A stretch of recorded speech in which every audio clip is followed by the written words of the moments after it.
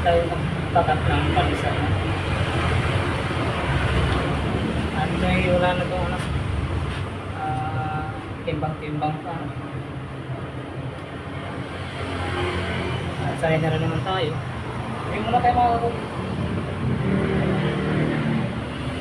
Tapi pang masarap sa umaga. Kaya magka tayo. Mga taga-6 na piso lang. Hindi ko mga kakugi yung lang tag-bus. Hindi taga-6 na piso. Ang aming talis dito.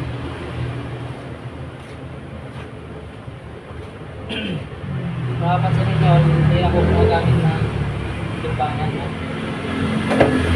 Kung tawagan sa iba, biasa na sa pagpuputol. Kung pagkatap, palisan.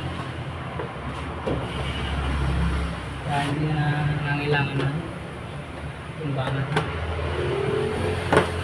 At saka ako. Ang isa nito, para sa is.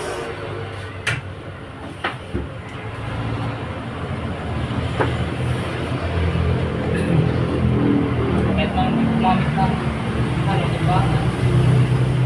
Ayos pa rin. Puputo naman siya ng mga pares ang laki.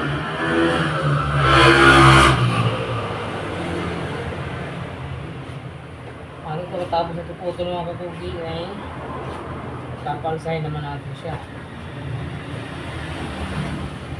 bago natin ito salang.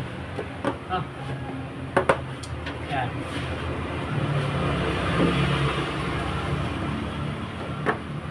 Saktong ano siya, saktong alsa siya, no? Kasi kung kinalang mo ito ng bite sa alsa, titigas sa tinapay. Alam ng mga bigger yan. Kung sinalang ng hindi pa alsa, ito tamang alsa, titigas sa tinapay. Ito ba? So natin na tama, nakal ng pag-alsa bago natin ito isalang, mga kakuha. Kaya lagyan natin ng balsa at para balsahin ang ating tinapay bago sa alam.